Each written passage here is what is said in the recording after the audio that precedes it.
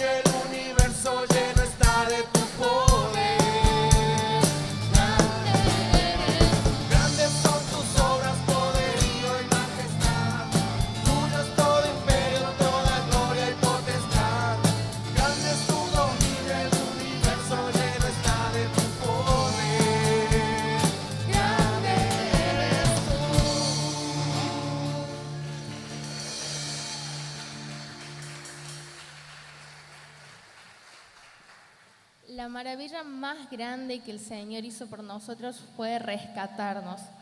Y el Salmo 40, del 1 al 3, lo expresa así: con paciencia esperé que el Señor me ayudara, y Él se fijó en mí y oyó mi clamor. Me sacó del foso de desesperación, del lodo y del fango. Puso mis pies sobre suelo firme, y a medida que yo caminaba me estabilizó. Me dio un canto nuevo para entonar, un himno de alabanza a nuestro Dios. Muchos verán lo que Él hizo y quedarán asombrados. Pondrán su confianza en el Señor. Sigamos alabando de todo corazón a nuestro Dios.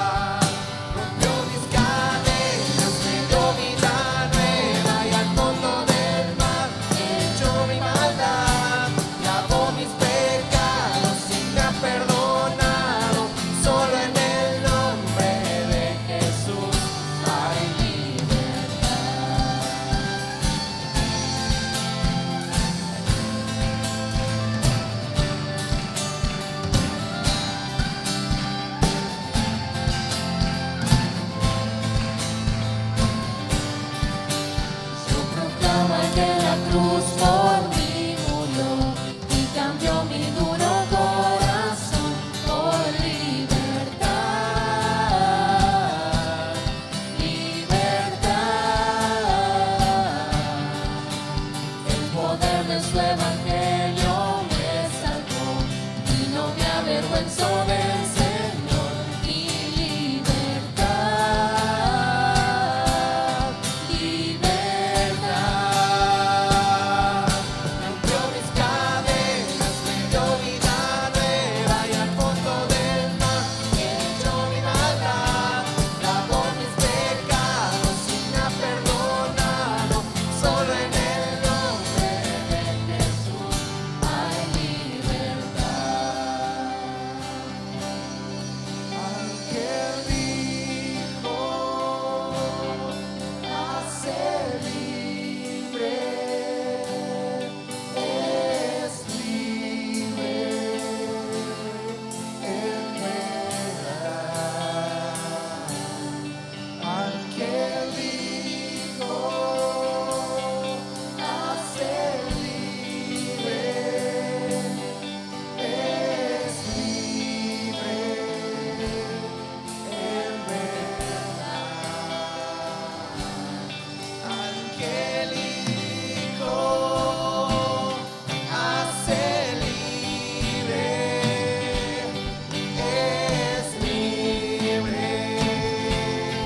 en verdad. Angélico hace libre, es libre en verdad. Rompió mis cadenas, me dio vida nueva y al fondo del mar echó mi maldad. Lavó mis pecados y me ha perdonado. Solo en el nombre de Jesús rompió mis cadenas, me dio vida nueva y al fondo del mar echó mi maldad. Lavó mis pecados y me ha perdonado. Solo en el nombre de Jesús hay libertad.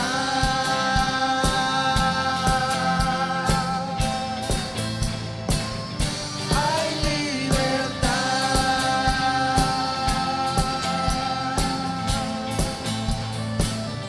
Hay libertad.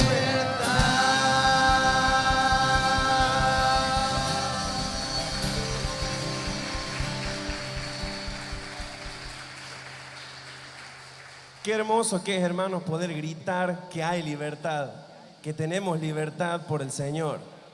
Con los preadolescentes estuvimos viendo hace poquito que la obra del Señor nos modifica nuestro pasado, nos libera de nuestro pasado, de nuestro presente y de nuestro futuro.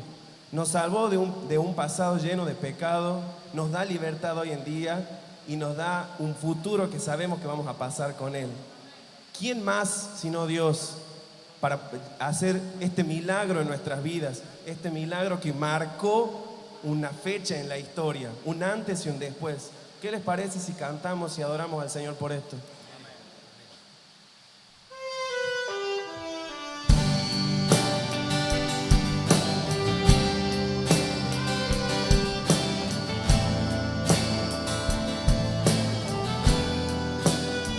Se vistió con nuestro dolor y con su diestra el cielo extendió. Quien al hablar el mundo creó. Oh Dios, eres tú. Eres tú quien reveló su corazón, pagando el precio por mi transgresión. Desde el principio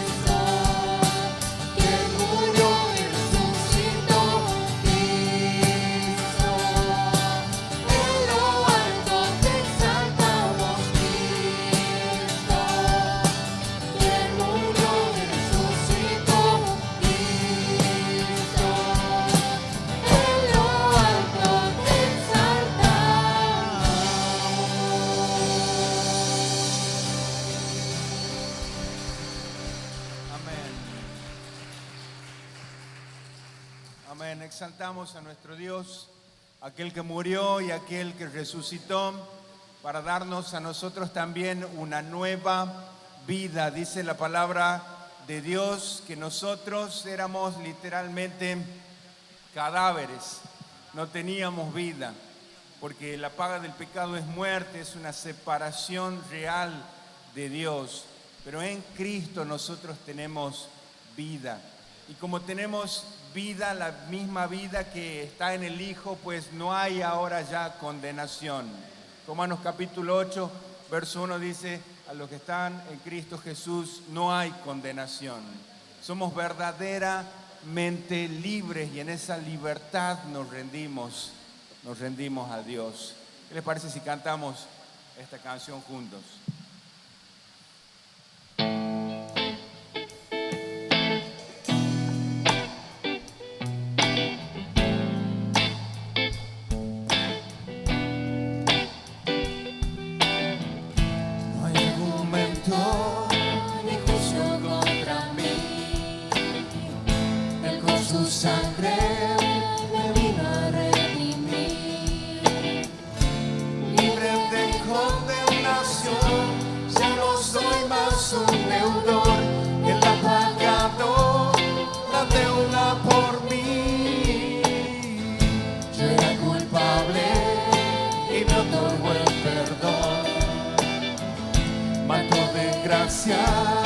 De pronto me cubrió,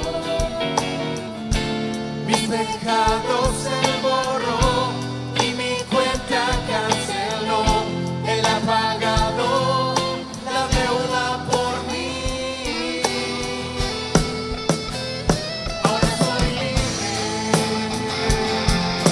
esclavo por amor, preso de sangre. Jesús por mí pagó. Ahora soy libre, esclavo por amor, preso de sangre. Jesús por mí pagó. Él marcó mi corazón.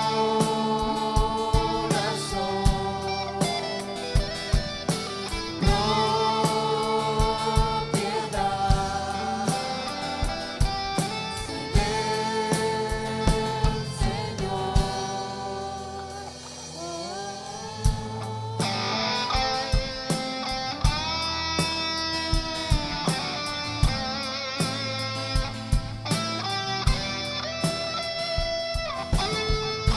argumento ni juicio contra mí.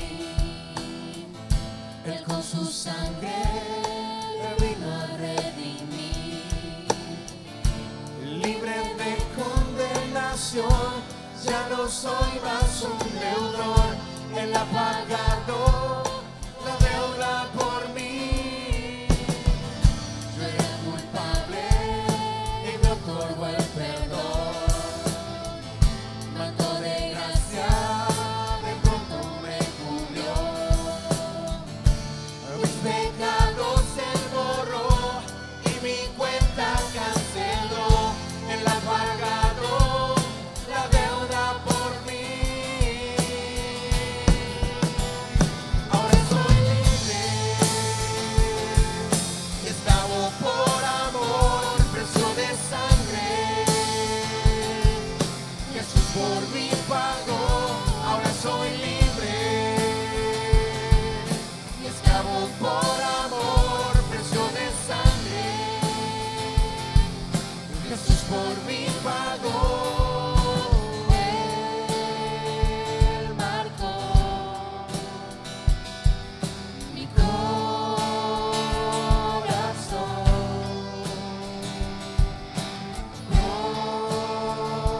Propiedad soy del Señor.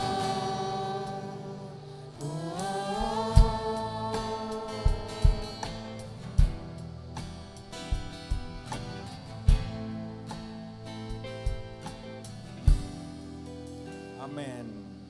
Amén. Esta obra Es imposible desde el punto de vista o con las fuerzas humanas, es totalmente imposible.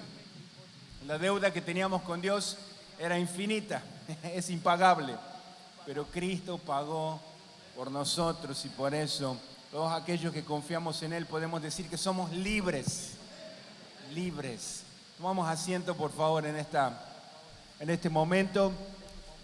Vamos a disponer no solamente el tiempo, sino el corazón para escuchar la palabra del Señor en este momento. Así que ya está con nosotros nuestro pastor Juan. Que Dios le bendiga y que Gracias, Señor. bendiga a su iglesia en este momento. Gracias. Buenas noches.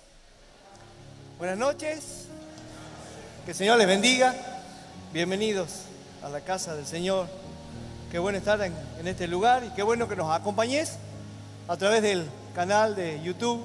Siempre lo vamos a decir, si vivís en Frías, te invitamos a que formes parte de nuestros encuentros que tanto bien nos hacen. Sabes que fueron muy significativas las canciones que hemos cantado en esta noche. Muy, muy, muy hermosas, muy lindas canciones.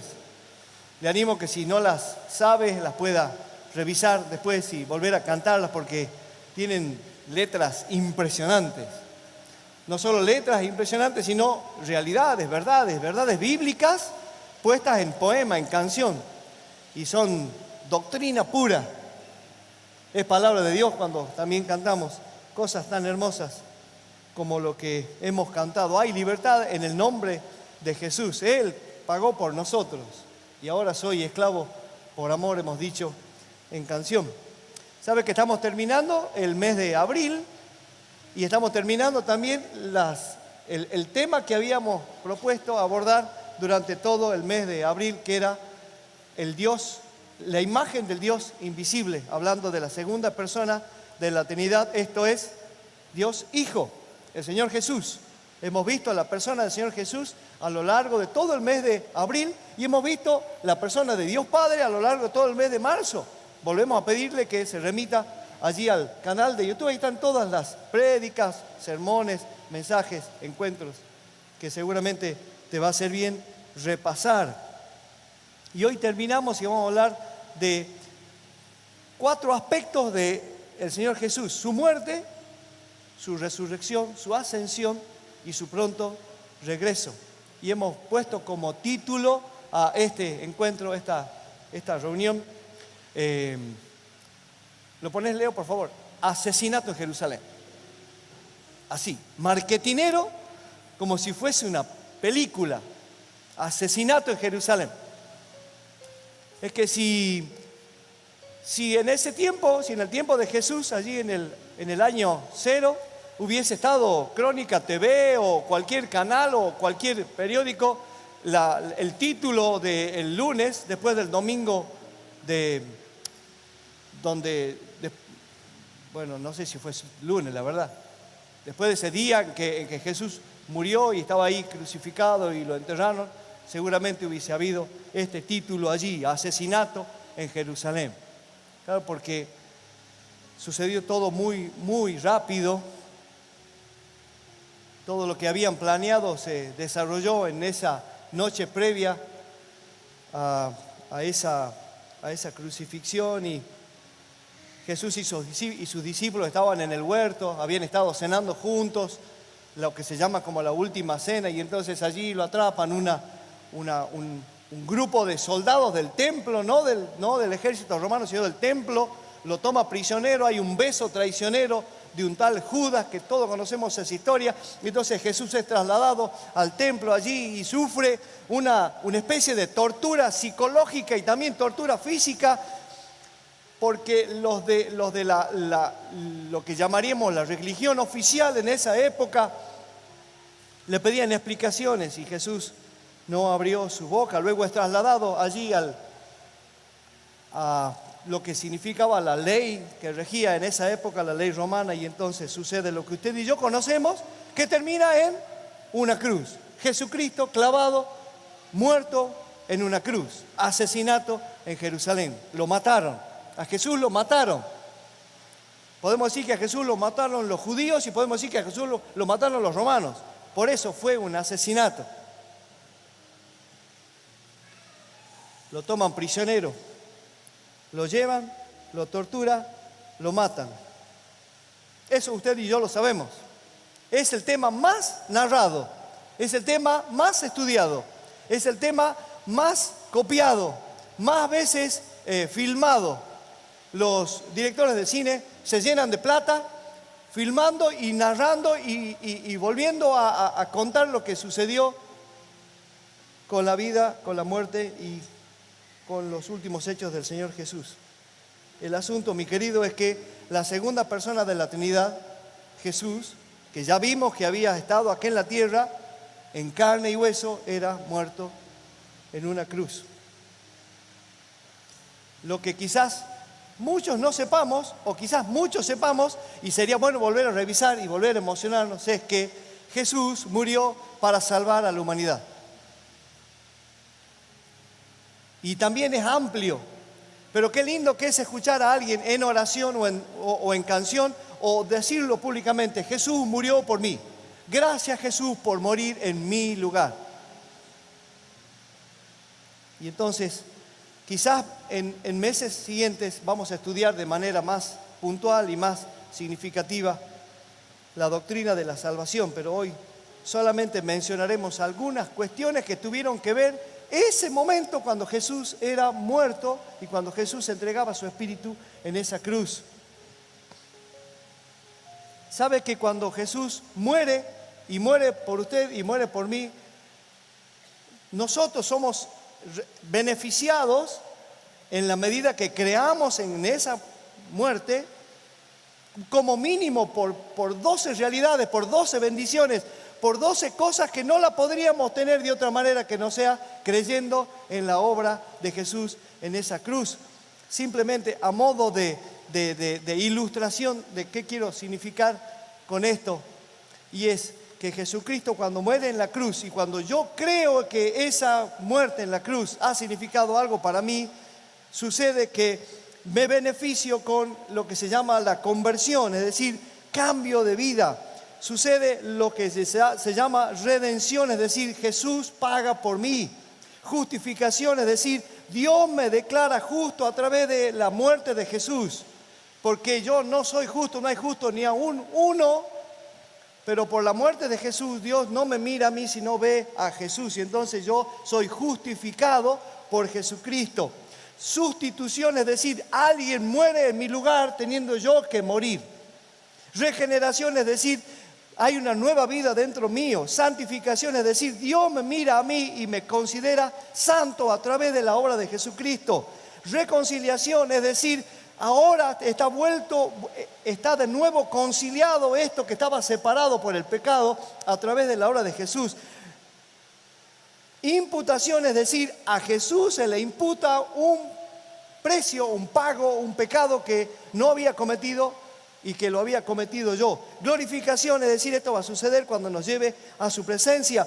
Propiciación, es decir, Dios mira que lo que hizo Jesús sirve para que yo sea hoy una persona libre, como lo hemos cantado en esta noche. Adopción, es decir, ahora Dios me llama hijo y yo puedo llamar a Dios Padre. A todos los que le recibieron, a los que creen en su nombre, Él les da el derecho de ser llamados hijos de Dios, no antes.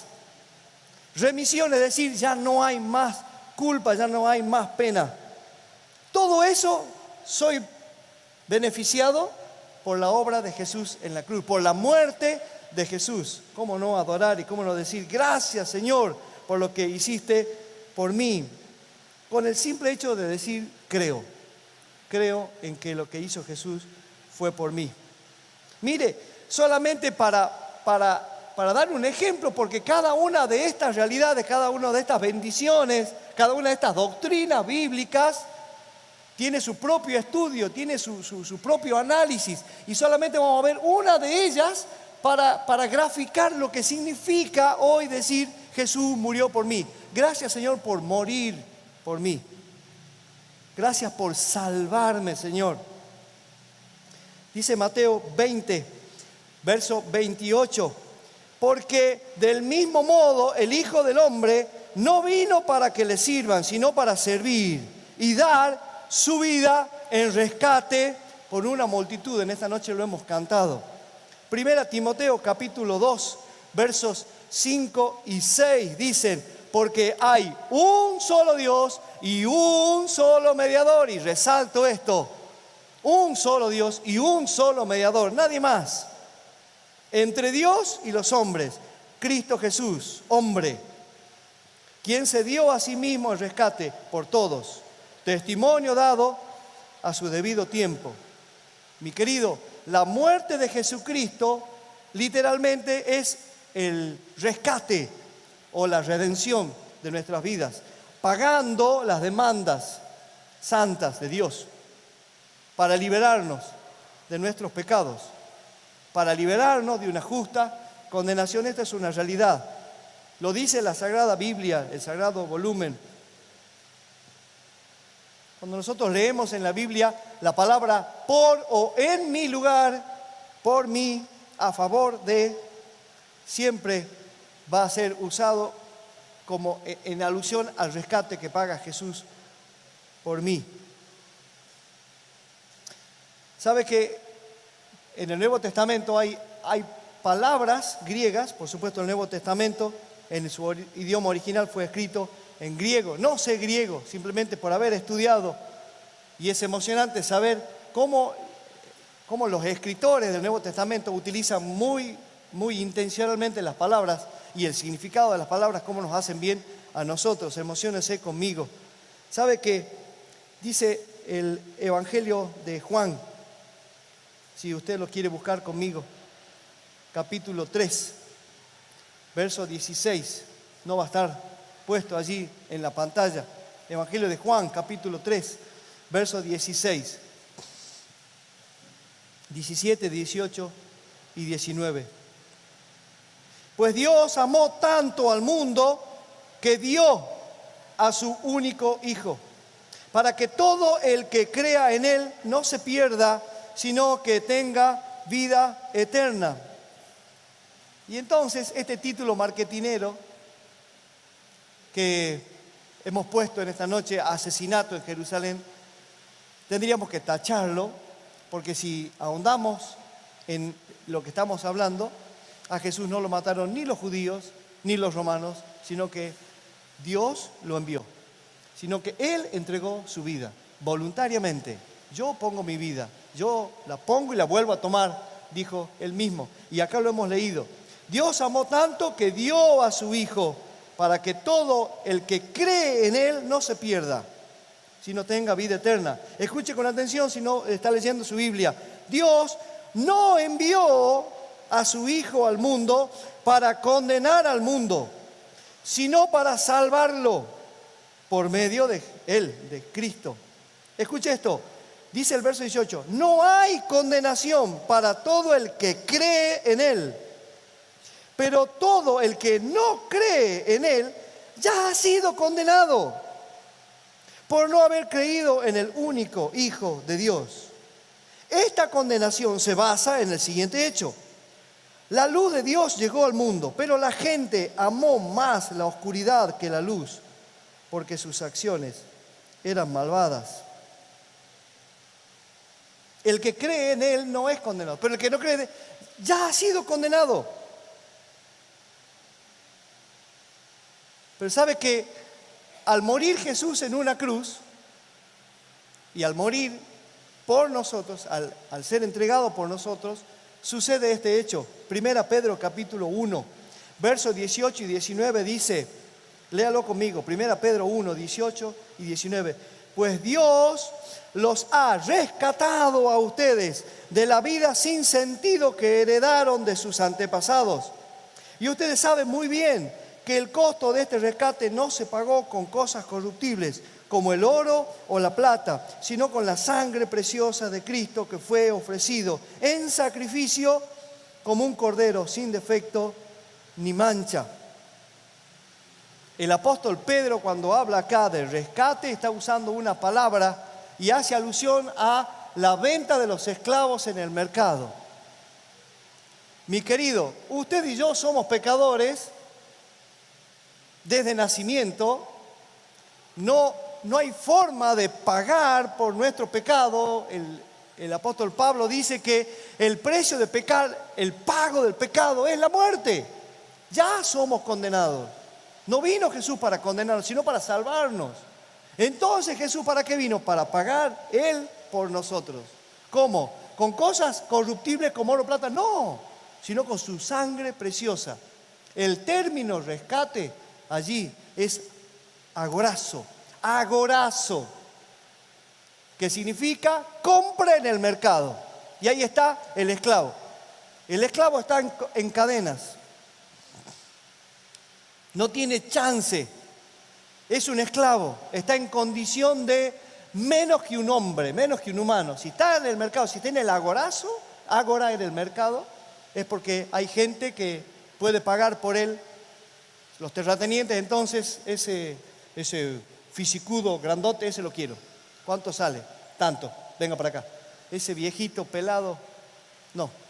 Está muy escuálido, muy flaco y ya está viejo. Eso no lo quiero. Entonces ahí estaba. Ese es el término. Jesús paga por mí. Pero quiere emocionarse conmigo. Dice Gálatas capítulo 3, verso 13. Cristo, dice Pablo, Cristo nos rescató de la maldición de la ley, haciéndose maldición por causa nuestra. Porque la Escritura dice, maldito todo el que muere colgado en un madero. Cristo nos rescató, y la palabra rescató ahí no es agorazo, sino exagorazo. ¿Sabe qué significa eso? Eso significa a ese viejito pelado, a ese que no tiene derecho a vivir porque no puede hacer nada, a ese lo quiero.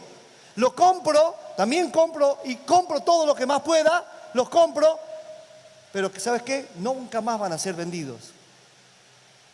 ¿Me escuchó? Compro, pero nunca más van a ser vendidos. Ya no van a estar en condición de esclavo. Son míos, son de mi propiedad, pero no en la condición de esclavos. Pero hay otra palabra. Dice Tito capítulo 2, verso 14. Él se entregó a la muerte por nosotros para rescatarnos de toda maldad y limpiarnos completamente, haciendo de nosotros el pueblo de su propiedad, empeñados en hacer el bien. Él se entregó a muerte por nosotros para rescatarnos de toda maldad. Y está de nuevo la palabra rescatarnos, y es otra palabra que no es ni agorazo ni exagorazo, sino otra palabra. Ya le digo cuál es.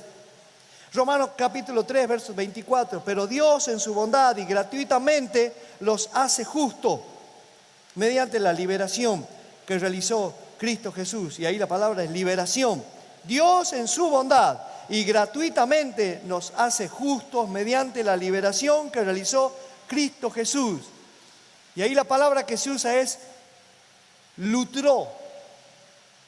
Y esa palabra significa no solamente compro por él, pago por él, nunca más va a ser vendido, sino que encima en los documentos agarro un sello y pongo libre.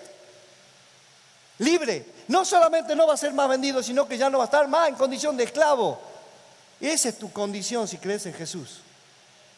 ¿No? Para dar gloria a Dios. Ese es el concepto de redención. Entonces, cuando nosotros sepamos que Jesús nos redimió de nuestros pecados, eso incluye la compra, el quitar de la venta y completa libertad del pecador, completa libertad del esclavo. Y en esta noche hemos cantado, no hay argumento ni juicio contra mí. Él con su sangre me vino a redimir, libre de condenación. Ya no soy más deudor. Él ha pagado la deuda por mí. Gloria sea al Señor. ¿Sabe que solamente hemos observado una de las implicancias que suceden en la muerte de Jesús? Una de las 12 y las más que hay. No vamos a seguir ahondando qué sucede con la muerte de Jesús en relación a Satanás. Tampoco vamos a revisar qué sucede con la muerte de Jesús y los detractores de la muerte de Jesús. Lo que sí vamos a decir, que la muerte de Jesús era necesaria. Usted y yo lo necesitábamos. La humanidad necesitaba que Jesús muera en una cruz. dice un teólogo, Thiesen. Al principio Dios y el hombre estaban cara a cara, el uno con el otro. Al pecar, Adán le volvió la espalda. Entonces Dios le volvió la espalda a Adán. La muerte de Cristo ha satisfecho las exigencias de Dios. Y ahora Dios nuevamente ha vuelto su rostro hacia el hombre. Solo queda que el hombre se vuelva y encare a Dios. Como Dios ha sido reconciliado por la muerte de su Hijo, ahora se le ruega al hombre que se reconcilie con Dios. La muerte de Jesús era necesaria por la santidad de Dios, pero también por la maldad del hombre. Era necesario. Estábamos en problemas. Si Jesús no hubiera muerto por nuestros pecados, estaríamos directamente condenados al mismo infierno. Pero aquella persona que cree en esa muerte no es condenado. Por eso, mi querido, esta noche es tu decisión saber qué vas a hacer con enterarte que Jesús murió por vos. Pero sí vamos a mencionar, solamente a modo de mención, Efesios capítulo 4, verso 9, cuenta de que Jesús, cuando muere en esa cruz y es sepultado, bueno, al tercer día cronica la Biblia que Jesús resucita, la piedra se abre, la gente entra, la tumba estaba vacía, Jesús ha resucitado. Pero ¿qué sucedió en ese espacio entre que Jesús es puesto en esa tumba y cuando se enteran que ya había resucitado? ¿Cuándo resucita Jesús? ¿El domingo a la madrugada o antes? Nadie lo sabe, no se sabe. Lo que sí se sabe, que dice la Escritura, es que Jesucristo descendió a las profundidades de la tierra. Lo dice así. No soy un experto, no puedo saber qué sucedió allí, pero sí la Biblia me muestra que Jesucristo tuvo dos ministerios que solamente Él podía hacerlo y solamente en función de haber muerto y resucitado, no antes. Y es dar seguridad, esperanza a los creyentes muertos. Pero por otro lado, mostrar a los ángeles caídos y al mismo Satanás que toda su estrategia y toda su artimaña de destruir al autor de la vida no dio resultado. Y gloria sea al Señor también por eso. No me lo imagino a Jesús mostrándose a Satanás. Nosotros sí podríamos hacer algún gesto, Jesús no. Con solo mostrar allí, Satanás ha sido vencido. Pero hemos dicho que Jesús resucitó al tercer día y entonces vamos a ver este segundo aspecto. Jesús resucitó. Y es una verdad, mi querido. Lo primero que podemos decir sobre la resurrección y es que es nuestra declaración de la independencia. Es la declaración de la independencia de la fe cristiana. Algunos sostienen que la señal del cristianismo es la cruz, pero es tomada de otra cultura, ni siquiera era de los romanos. Pero sí podemos decir que una tumba abierta es nuestra declaración de la independencia. Ese es nuestro significado de vida. Porque Jesús ha resucitado, nosotros tenemos vida.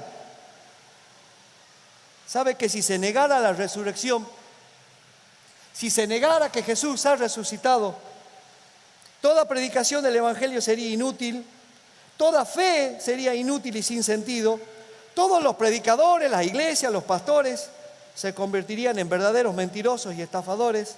Todos los cristianos vivos, es decir, nosotros, seguiríamos en nuestros pecados. Los cristianos que murieron estarían condenados al infierno y quedaría destruida toda razón y todo propósito para la vida misma. O sea, la vida no tendría sentido si negásemos la resurrección de Jesús. Así que, mi hermano, mire si será importante. Lo segundo que vamos a decir es respecto de esos detractores que también niegan que Jesús murió, niegan que Jesús resucitó, y vamos simplemente a observar algunas teorías. La teoría del fraude, es decir, Jesús inventó todo, se encontró algunos amigos, como era buen lector de los escritos de la antigüedad, lo que hoy se llama el Antiguo Testamento, entonces sabía que iba a haber un maestro y entonces tenía buenas enseñanzas y inventó todo y encima se dejó matar. No tiene sentido, pero esa es una teoría. La teoría del desmayo Es decir, Jesús solamente se había desmayado, en realidad nunca murió. Después murió de viejito, pero en ese momento, cuando estaban todas las cámaras, él fue puesto ahí en la tumba, pero él solamente se desmayó. Hay otra teoría de las visiones, y esto apunta a que sus seguidores eran un grupo de gente que estaban viendo alucinaciones, capaz que se habían fumado algo, y entonces ellos creyeron que Jesús resucitó, pero en realidad él desapareció. La teoría del espíritu sostiene que solamente el espíritu de Jesús había resucitado, pero no así. Ahí está. No así su cuerpo. En último lugar, la teoría del corazón. Es decir, Jesús no resucitó nada, está todavía en la tumba, abrieron otra tumba o lo robaron, como sucede en el escrito bíblico, y entonces Jesús vive solamente en el corazón de los seguidores, como sucede con otras religiones, el budismo, el hinduismo. Por supuesto, mi querido, todas y cada una de estas teorías fueron y seguirán siendo desbaratadas simplemente por una tumba vacía, por una piedra corrida, por el poder sobrenatural del Señor Jesús, por las muchas veces que apareció a sus discípulos, por la realidad de poder haberlo tocado a ese cuerpo glorificado, por la realidad de haber visto que comió con ellos y cuántas otras cosas más que sabemos de Jesús. Sí, mi hermano, Jesús resucitó. ¿Y sabe qué? Hoy está sentado en el trono, reinando, Rey de reyes y Señor de señores. Amén. En tercer lugar, sabemos que Jesús ascendió a los cielos. Dice Marcos capítulo 16, verso 19. Entonces el Señor Jesús, después de hablar con ellos, fue recibido en el cielo y se sentó a la diestra de Dios. Lucas capítulo 24, verso 51. Y aconteció que mientras los bendecía, se separó de ellos y fue llevado arriba al cielo. Simplemente eso dice el evangelista Lucas. Pero Hechos de los Apóstoles capítulo 1, versos 9 al 11 detalla de manera más puntual este hecho de la ascensión de Jesús. Dice la palabra de Dios, después de haber dicho estas cosas, ¿qué cosas? Estaban allí los discípulos, Él los había mandado, Él les había dicho, vayan, nos vamos a encontrar en la ladera de un cerro, y allí entonces Jesús les da las últimas instrucciones, vayan, hagan discípulos de todas las naciones. Ustedes me tienen que ser testigos en Jerusalén, en Judea, en Samaria y hasta lo último de la tierra. Y cuando Jesús estaba impartiendo estas últimas instrucciones, Jesús empieza a elevarse. ¿Me sigue con la idea? Usted hubiese querido estar ahí. Jesús empieza a elevarse. No era Iron Man, no era ningún superhéroe, no tenía ningún traje especial, no había nada que... Empezó a elevarse y se elevaba. Y los discípulos lo ven atónitos y no pueden creer lo que están viendo. Dice la palabra de Dios. Después de haber dicho estas cosas, fue elevado. Mientras ellos miraban, una nube le recibió y le ocultó de sus ojos. Y estando mirando fijamente al cielo, mientras él ascendía, aconteció que se presentaron junto a ellos 2 varones en vestiduras blancas y les dijeron, varones galileos, ¿por qué están mirando al cielo? Este mismo Jesús que ha sido tomado de vosotros al cielo, vendrá de la misma manera, tal como le habéis visto ir al cielo. ¡Qué hermoso, hermano! Y ahí estaban los discípulos mirando, no podían creer. Y nadie decía nada. No me imagino que alguien puede decir palabras viendo semejante escena. Y una nube lo tapa a Jesús y se lo lleva al cielo. Y aparecen dos seres. Y hablan con los discípulos. Jesús ascendió al cielo. Mire, saber que Jesucristo resucitó nos da esperanza, es nuestra declaración. Ahora, ver una vez más, revisar una vez más que Jesús ascendió al cielo, ¿qué surge dentro tuyo, mi hermano? Expectación, asombro, adoración, no sé. Mi hermano, a partir de ese día Jesús está en el trono. A partir de ese día Jesús está desarrollando otro ministerio.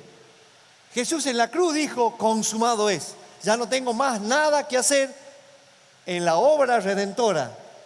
Pero Jesús está desarrollando un ministerio que solamente Él, como Rey de Reyes y Señor de Señores, como amo supremo de toda la creación, lo puede hacer. Citas bíblicas mencionan a Jesús en su trono, reinando. ¿Quiere anotar? Colosenses capítulo 3, verso 1. Hebreos capítulo 1, verso 3.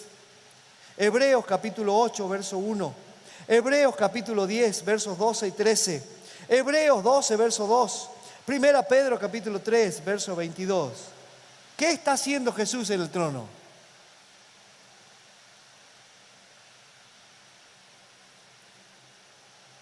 Mire, mi hermano, Jesús en este momento, según Hebreos capítulo 6, Él nos está abriendo un camino al cielo. Según Juan capítulo 14, verso 2, Él nos está preparando una casa, una de las citas más consoladoras que toda persona puede tener. Según Efesios capítulo 4, Él nos entrega dones en el día de hoy para usarlos en la tierra, en la iglesia de Cristo. Según Hebreos 4, Él nos está animando y nos está alentando. Según 1 Juan capítulo 2 y Hebreos capítulo 7, Él está intercediendo por vos y por mí. Él está orando por vos para que te vaya bien. Jesús en su trono, el Rey de Reyes, está orando por mí, miserable criatura. Según Hebreos 10, Él está esperando que todos sus enemigos vengan a sus pies. Y va a suceder, porque toda rodilla se va a postrar ante Cristo en su trono. Y según Mateo capítulo 24, Él está esperando al Padre que le diga cuándo regresar. Sí, mi hermano, Jesús va a regresar. Y ese sería el cuarto punto. Mire, yo no sé, pero si Jesús está en su trono, está sentado.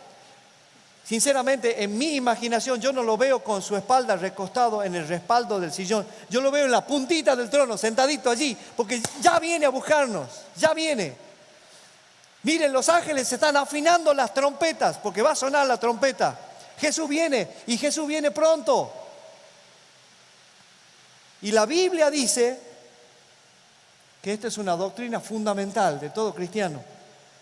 Es la doctrina fundamental de la iglesia. Es una doctrina muy importante para tenerla en cuenta y no para simplemente tenerle miedo, sino para conocer qué va a suceder. Pero también tenemos que reconocer que es una profecía que todavía no se ha cumplido. Dice el teólogo Schaffer, no debemos olvidar que la profecía es la historia escrita de antemano por el Señor y que ella es, por lo tanto, tan digna de ser creída como lo son otras partes de la Escritura. Casi una cuarta parte de la Biblia estaba en forma de profecía cuando las sagradas páginas fueron escritas. Mucho de la profecía bíblica se ha cumplido ya y en cada caso el cumplimiento ha sido la más literal realización de todo lo que se había profetizado con admirable precisión. Es decir, todo lo que la Biblia habló sobre lo que iba a suceder, sucedió. Con absoluta precisión, todo. Solo falta que suceda esto. Y usted y yo podemos ser actores contemporáneos de esta increíble realidad. ¿Me sigue con lo que digo? Si usted es iglesia, si yo soy iglesia, es posible que nosotros participemos de forma protagónica de este hecho. Jesús viene, y Jesús viene en dos etapas. Jesús viene por la iglesia, es decir, usted y yo nos vamos al cielo con Él, y Jesús viene luego con la iglesia. Lo dice la Biblia, no lo digo yo, no estoy inventando nada. Primera Tesalonicenses capítulo 4, versos 13 al 18 dice la palabra de Dios: hermanos, no queremos que se queden sin saber lo que pasa con los muertos, para que ustedes no se entristezcan como los otros, los que no tienen esperanza. Así como creemos que Jesús murió y resucitó, así también creemos que Dios va a resucitar con Jesús a los que murieron creyendo en Él. Por esto les decimos a ustedes, como enseñanza del Señor, que nosotros, los que quedemos vivos hasta la venida del Señor, no nos adelantaremos a los que murieron, porque se oirá una voz de mando, la voz de un arcángel y el sonido de la trompeta de Dios, y el Señor mismo bajará del cielo, y los que murieron creyendo en Cristo resucitarán primero. Después, los que hayamos quedado vivos seremos llevados juntamente con ellos en las nubes para encontrarnos con el Señor en el aire, y así estaremos con el Señor para siempre. Anímense pues unos a otros con estas palabras, énfasis por supuesto puesto en este momento por lo que significa la lectura. ¿Qué están haciendo mirando al cielo, varones galileos? Este mismo Jesús que ha sido tomado, así va a venir en las nubes. Y sabe que cuando Jesús venga por la iglesia, va a venir en las nubes y se va a quedar en un espacio entre la tierra y el cielo. Y lo dice en el texto bíblico que vamos a ver ahora, vamos a irnos con el Señor. No me pregunte cómo, no sé, pero nos vamos. Y que el último apague la luz. Dice 1 Corintios capítulo 15, versos 51 al 57. El apóstol Pablo dice: pero quiero que conozcan el designio secreto de Dios. No todos moriremos, pero todos seremos transformados en un momento, en un abrir y cerrar de ojos, cuando suene el último toque de trompeta, porque sonará la trompeta. Y los muertos serán resucitados para no volver a morir, y nosotros seremos transformados. Pues nuestra naturaleza corruptible se revestirá de lo incorruptible, y nuestro cuerpo mortal se revestirá de inmortalidad. Y cuando nuestra naturaleza corruptible se haya revestido de lo incorruptible, y cuando nuestro cuerpo mortal se haya revestido de inmortalidad, se cumplirá lo que dice la Escritura: la muerte ha sido devorada por la victoria. ¿Dónde está, oh muerte, tu victoria? ¿Dónde está, oh muerte, tu aguijón? El aguijón de la muerte es el pecado, y el pecado ejerce su poder por la ley. Pero gracias a Dios que nos da la victoria por medio de nuestro Señor Jesucristo. No sé cómo va a ser, pero yo no me voy al cielo con mi colesterol. Y doña Elisa no se va al cielo con su problema de brazo. Y mi hermano Andrés no se va al cielo con su problema de caderas, porque vamos a ser transformados, mi hermano. Gloria sea al Señor por eso. Y en el cielo no va a haber ni viejitos ni jovencitos, pero sí vamos a estar con el Señor. ¿Usted lo cree? Sí, mi hermano. No muy lejos de estos días, el Señor va a descender y nos va a buscar. Hay señales que están sucediendo hoy, hay señales que están escritas en la Biblia, que están sucediendo hoy en el mundo, en el sistema mundo, a lo ancho y largo del mundo, que indican que Jesús viene. Este mundo no tiene solución. No tiene solución.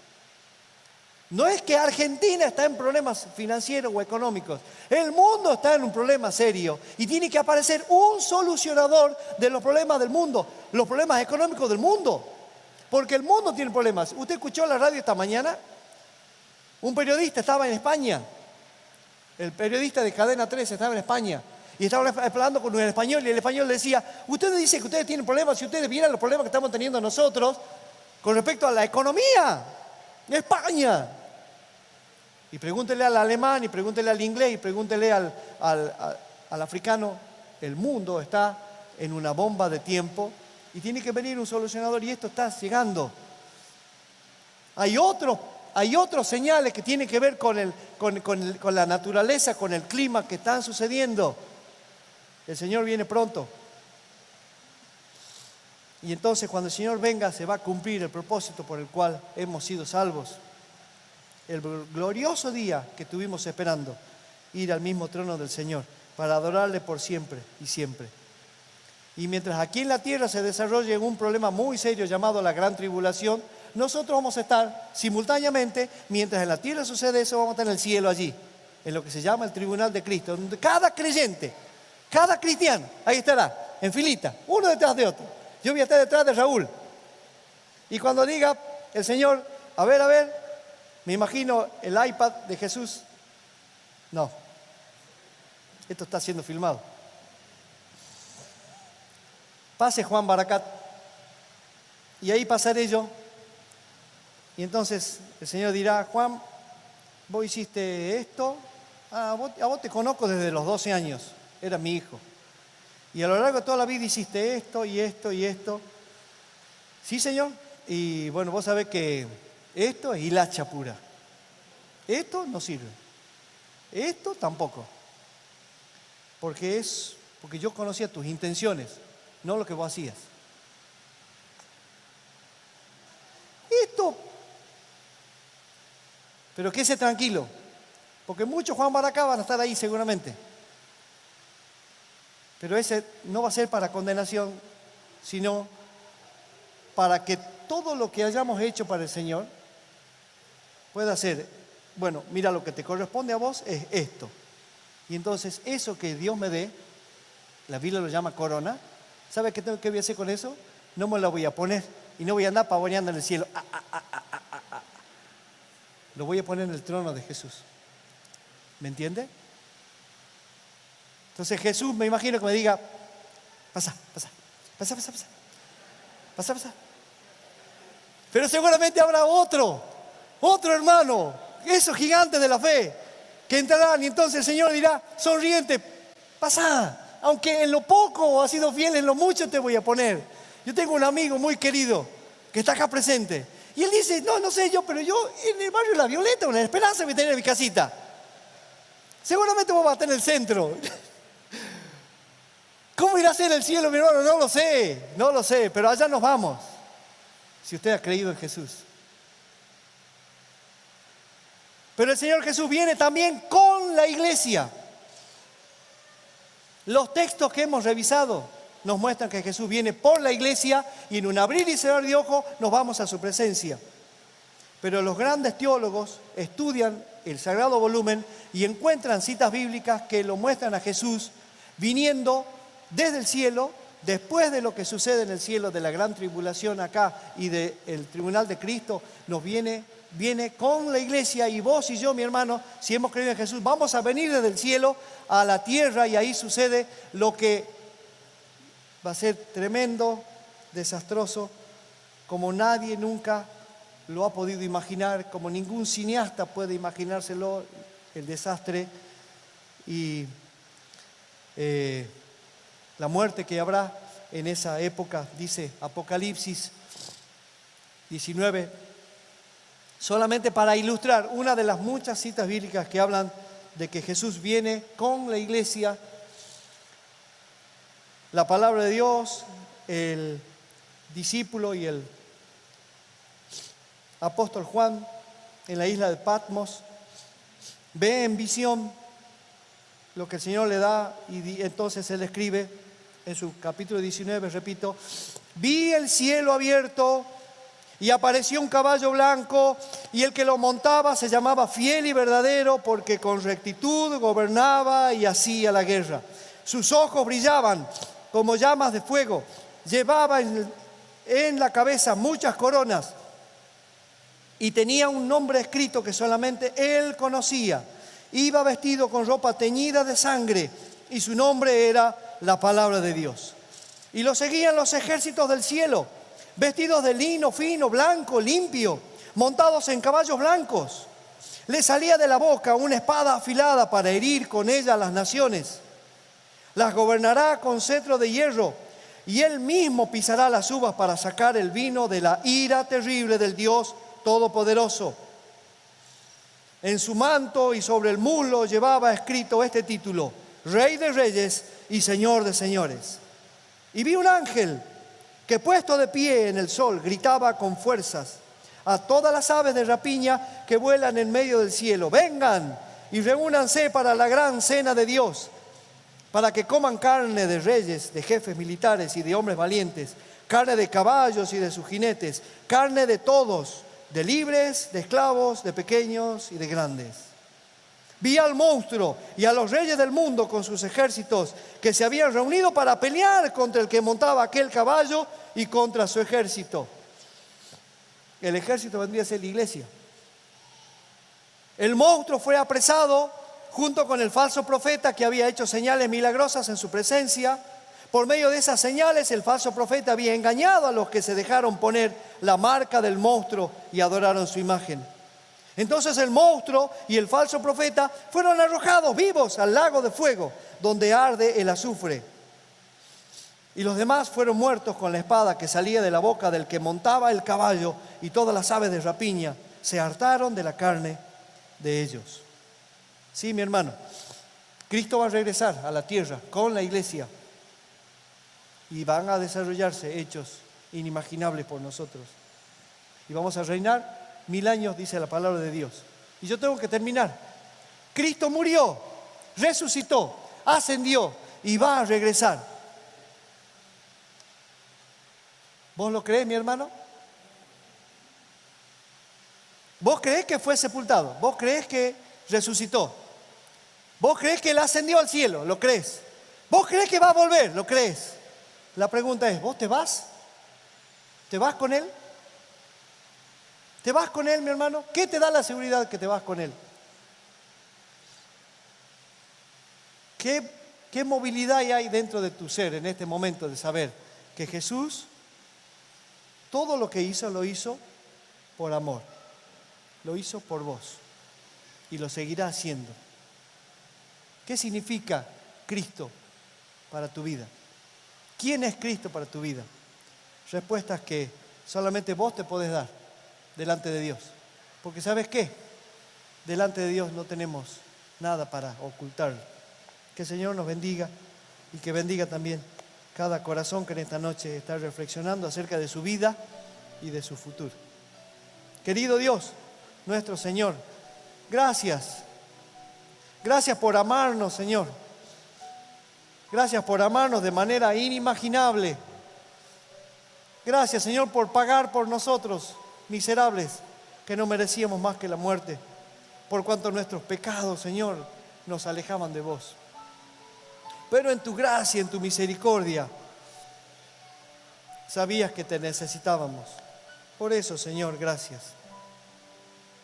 Gracias, Señor, porque aún sin entender todo lo que significa la salvación, la tomamos, nos aferramos de ella y te decimos, Señor, sos nuestro Señor, nuestro Rey, nuestro Dios, nuestro Salvador. Por eso, gracias. Pero quisiéramos pedirte, Señor, quisiéramos pedirte que si en esta noche hay alguien que no tiene esta esperanza, por favor, Señor, que te puedas manifestar con la misma ternura que lo hiciste con nosotros. En el nombre de Jesús. Amén.